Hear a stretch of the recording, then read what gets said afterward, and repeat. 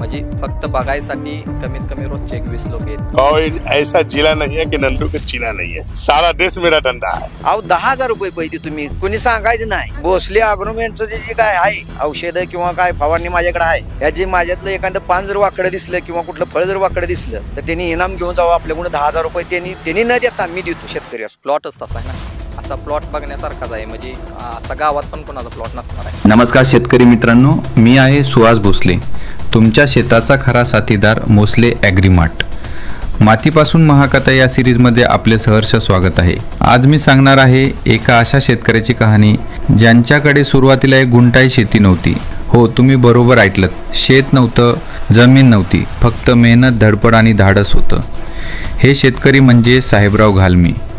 साहेबरावांनी सुरुवात केली एजंट म्हणून। मोठ्या व्यापाऱ्यांकडे मिरची विकून इतर शेतकऱ्यांची मिरची कटिंग करून थोडं थोडं भांडवल जमवलं आणि बघता बघता त्यांनी शेती पिकवायचा निर्णय घेतला आणि शिमला मिरची दुसऱ्याच्या रानात म्हणजे खंडानी रान घेऊन पिकवायला सुरुवात केली। यावरच थांबले नाहीत, त्यांनी टोटल दुसऱ्याच्या शेतामध्ये 5 एकर क्षेत्र खंडानी घेऊन मिरची पिकवली आणि मोठा फायदा करून घेतला आणि यातून त्यांनी 10 एकर जमिनीची खरेदी 2च वर्षात केली। हॅलो, नमस्कार, माझं नाव साहेबराव वसंत घालमी, राहणार चिकमोह, तालुका सांगोला, जिल्हा सोलापूर। माझा मोबाईल नंबर 9011197021। व्यवसाय माझं व्यापार लाईन मध्ये पण होतो, मी व्यापार गाड्या पिढ्या भरतो, तो हे करतो, 50 पैसे मी धंदा करतो। त्यात मला बरं वाटायला लागलं, मिरचीचा धंदा चालू केला। मिरचीचं परत क्षेत्र ही करून दुसऱ्याच्या वाट्याने करून जमीन मी मिरची केली। त्यात मला सक्सेस होतो वाटायला लागलं, म्हणलं मी दुसरी स्वतः जमीन घेऊन मिरची मी लागवडी केली। आता मी एकूण माझी 10 एकर मिरची आहे। 10 एकर एक दुसऱ्याची बटाईने घेऊन 5 एकर आणि स्वतःच डेव्हलप करून 5 एकर असं 10 एकर मी मिरची लावली। पूर्वीची मला गुंठा ही जमीन, आता एक 6 एकर जमीन झाली आणि वाट्याने एक दुसरी 5 एकर। मिरचीच्या व्यवसायामध्ये मी एक 4-5 वर्ष झाले नाही, मी व्यापारच करत होतो, त्यामुळे मला आयडिया आल्यामुळे मी हे व्यापार स्वतः थांबवून मी मिरचीकडे वळलो आणि माझी मी स्वतःच आपदून स्वतः मी मिरचीचं डेव्हलप करला। माझ्या मतीनं 2014 पासून चालू, 2014 पासून शेती मी 2024 ला घेतली। दुसऱ्यात करत होतो, नाही ती त्यात वाटलंच पैसा आहे किंवा उत्पन्नात पैसे पण मी घातले आणि घालतो पण। काडी 40 ते 1.5 लाख काढे आहे सध्या। नियोजन काय जातं ती भोसल्यांचं आहे नियोजन सध्या। नाही, मी पहिल्यापासून मिरची लावल्यापासून मी भोसले सोडून मी दुसऱ्याचं औषधही मारलं नाही आणि औषध मी कुठल्या यातनं घेतलेलं पण नाही। सहकार्य मला पैशामुळे पण आहे किंवा समजाच गोष्टी सहकार्य 8-10 दिवसात पेमेंट येऊन भेट पण देते ती, पैशाची पण माझं रोख आहे, काय अडचण नाही, समजा गोष्टीनं माझं म्हणजे हे नाही रेट उतरला तर मिरची परवडत नाही असं काही नाही। ही नक्की माणसांची फसवणूक आहे। जर त्या वर्षी परवडत नाही म्हणते ती, पण जर त्या वर्षी त्या शेतकऱ्याचा फार्मार वेगळाच आहे। 4 एकर असली तर 8 एकर करतोय, 2 एकर आहे तर तिथं 4 एकर करतोय, परवडत नाही म्हणतोय मग दुसऱ्या वर्षी करतोय। तसं मी शेतकऱ्याला सांगतोय की बाबा समजेने मिरची करा, मिरचीत 100% परवडत, कमीत कमी 3 पट 4 पट पैसे जर कुठे गेलेला नाही जात नाहीत आणि जर तोटा जरी झाला तरी इतका तोटा होत नाही, कमीत कमी दुप्पट तरी घातलेल्या पैशात तुम्ही आज 25 लाख रुपये घातले तर 50 लाख रुपये तर कंपल्सरी होणार। मेरा नाम नंदलाल चौहान है। कोई ऐसा जिला नहीं है कि नंदू के चीना नहीं है, सारा देश मेरा डंडा है, पूरा भारत में।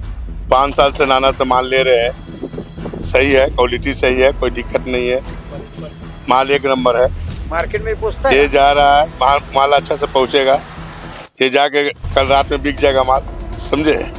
क्वालिटी 1 नंबर है, बहुत अच्छा लगा ये बात क्वालिटी देखकर। साहेबराव सांगतात, या प्रवासात जर कोणी माझ्यासोबत ठामपणे उभं राहिला तर ते म्हणजे भोसले ॲग्रीमार्ट। आम्ही दिलेली खतं, औषधं, आम्ही दिलेलं मॅनेजमेंट, आम्ही दिलेला आत्मविश्वास, यामुळेच आज त्यांचा प्लॉट म्हणजे एक युनिट, एक मॉडेल फार्म झाला आहे। साहेबराव सांगतात, दाराचा दर काय आहे हा मुद्दा नाही, मुद्दा आहे की प्लॉट कसा आणतोस। तुझं पीक जर भरपूर आलं तर रेट कितीही असो, नफा हमखास आहे आणि हे खरं आहे। भोसले ॲग्रीमार्ट म्हणजे फक्त खतं औषधं विकणारा दुकान नाही, तर प्रत्येक शेतकऱ्याला कमी खर्चात जास्तीत जास्त उत्पन्न मिळवून देणारी एक विचारधारा आहे, एक ब्रीदवाक्य आहे। कमी खर्च जास्त उत्पन्न हा भोसले ॲग्रीमार्टचा मूळ पाया आहे। परवाच तुम्ही पाहिलं होतं, बनगर कुटुंबाची कहाणी सुरू झाली आणि त्या कहाणीचं पहिलं दार उघडणारं व्यक्तिमत्व कोण होतं माहीत आहे का? तेच साहेबराव घालमे। पहिल्यांदा त्यांच्या डोळ्यांनी तो प्रॉब्लेम ओळखला। आणि त्यांनीच ठामपणे सांगितलं, जर मिरची परफेक्ट आणायची असेल तर भोसले ॲग्रीमार्ट शिवाय पर्याय नाही.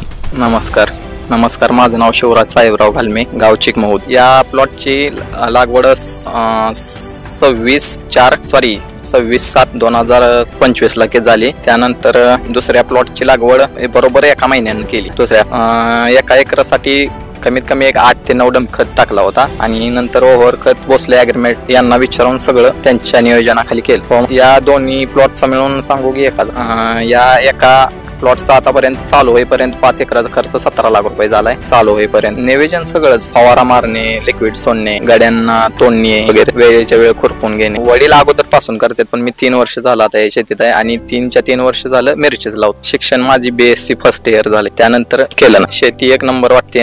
बाहेरच्या बघायला येणार आहे त्यांना पण छान वाटते शेती. म्हणजे फक्त बघायसाठी कमीत कमी रोजचे 20 लोक येत. प्लॉटच तसा आहे ना, असा प्लॉट बघण्यासारखाच आहे. म्हणजे असा गावात पण कोणाचा प्लॉट नसणार आहे. हो, स्ट्रॉंग प्लॉट. रिझन म्हणजे आता मी तर जसं 3 वर्ष केलं, म्हणजे 3 वर्ष झालं मिरची बघ. मी प्रत्येक निर्णय मी फक्त भोसले ॲग्रीमार्ट करून घेत. मी मनाचं पण काहीतरी, म्हणजे मनाचं काही सोडतच नाही. मी प्रत्येक जेवढं त्यांनी सांगेल तेवढंच. आजपर्यंत मी मनाचं एक म्हणून सुद्धा औषध सोडलं. फायदा आहे म्हणून तर मी 3 वर्ष त्यांना सोडलं. हो, खर्च कमी होतोय, 100% खर्च कमीच. म्हणजे दुसऱ्यांना सांगते ते ना एवढा खर्च होतोय तेवढा खर्च होतोय. आता आपण स्वतः औषधांचे पैसे देतोय, त्यामुळे आपल्याला स्वतः माहिती आहे ना. आणि रोजच्या रोज मला बिल भेटते त्यांच्याकडे, मी रोजच्या रोज चेक करतो माझे औषध. हो, फायद्यात रिझल्ट टॉप आहे. तुम्ही एकदा का होईना त्यांचं एखादं औषध त्यांनी दिलेलं, एक पण त्यांच्याकडे डुप्लिकेट औषध म्हणून कोणतंच आपण मागितलं तरी बाहेरचं औषध कोणतंच भेटत नाही. सगळे बायर, सिजिंटा असे सगळे, म्हणजे जेवढे नामांकित कंपनी आहेत तेवढेच औषध. त्यांचे डुप्लिकेट म्हणून एक पण औषध नाही त्यांच्याकडे. आज साहेबराव यांच्या शेतातली मिरची पाहून प्रत्येक व्यापारी, प्रत्येक शेतकरी थक्क होतो. 5 एकरावर कटिंग सुरू आहे. आज त्यांच्या शेतात पिकाचा हिरवा गार रंग, तून वाहणारी उत्पादनाची लाट आणि प्रत्येक व्यापाऱ्याच्या चेहऱ्यावर कौतुक दिसतंय. साहेबराव म्हणतात, माझ्या प्लॉटमध्ये भोसले ॲग्रीमार्टकडून नुकसान दाखवा आणि 10,000 रुपये बक्षीस घेऊन जा. हा आहे त्यांचा विश्वास, हा आहे त्यांचा निर्धार आणि हा आहे भोसले ॲग्रीमार्टचा पाया. कमी खर्च, जास्त उत्पन्न. करपा तर येऊच दिला नाही आणि आला पण करपा तर आलाच नाही. आता तुम्ही कुठल्याही कोपऱ्यावरून याच्यात नाही करा. करपाही कुठलाही नाही, शेंडा कुठला थांबलेला नाही, कुठलं थ्रिप्स नाही, काही नाही वाढल्या. खर्च आता साधारण त्यांचं एक, आता पहिल्या तुलनेला माझाही खर्च 5 ते 5.5 लाख रुपये गेले. म्हणजे 85,000 झाडात 5 ते 5.5 लाख रुपये गेले. त्यामध्ये लिक्विड आणि औषध फवारणी एवढा झाला. ही 48 दिवसात आहे. 48 दिवसात पहिल्या दिवशी 48 दिवसात. आज एक गाडी दिली आहे आणि आता उद्या एक गाडी आहे. त्यापैकी 60,000 झाड चालू आहे.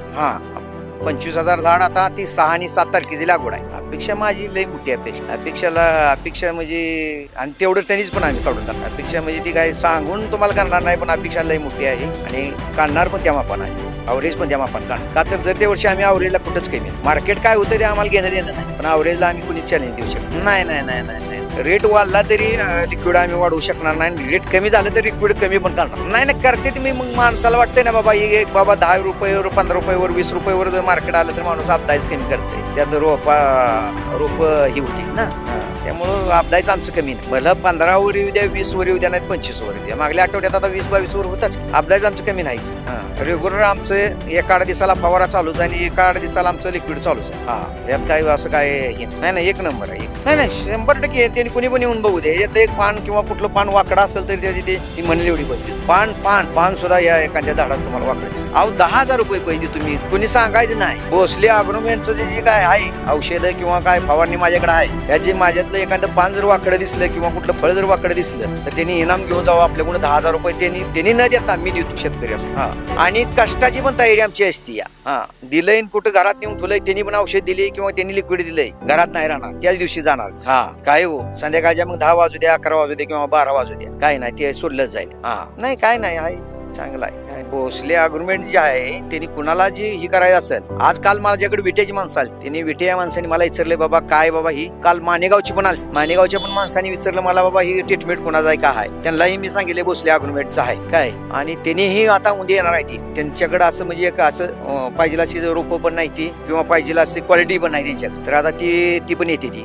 परत मी ह्यांना भोसले अग्रीमेंटला बनगरवाडी वरकुडच्या बनगरवाडीवाल्यांना पण ते गेल्या वर्षी पण असा झटका बसला होता, गेल्या वर्षी पण ती शेतकरी मी बोलवली आणि यंदा पण शेतकरी बोलवून त्यांच्यात हे आहे, त्यांचं पण प्लॉट बघून या, 1 नंबरनं प्लॉट आहे. जिथं मी भोसले अग्रीमेंटचं जे औषध किंवा भोसलेचं हे जे दिलंय लिक्विड 1 नंबरनं सध्या आता चालू आहे, त्यात कुठलीही हे नाही. मागच्या 3 वर्षापासून त्यांचा मुलगा शिवराज सुद्धा या कार्यात अतिशय उत्स्फूर्त मोठ्या एनर्जीने मिरची पिकात उतरला आहे आणि संपूर्ण आता मॅनेजमेंट तो स्वतः करतो आणि एकदम धाडसाने आणि ध्यान उत्पन्न आणि पीक उभा करतो. भोसले ॲग्रीमार्ट सोबत असाल तर तुम्ही कितीही छोट्या पायरीवर असाल, उद्या तुम्हीही उभं करू शकता असं युनिट, ज्याला सगळं जग पाहिल आणि म्हणेल हा आहे खरी शेतकऱ्याची क्रांती. मित्रांनो, हा विश्वास आहे भोसले ॲग्रीमार्टचा, ही ताकद आहे शेतकऱ्यांच्या घामातून उभा राहिलेल्या आमच्या विचारांची. भोसले ॲग्रीमार्ट, तुमचं शेत सुरक्षित, तुमचं भविष्य उज्ज्वल.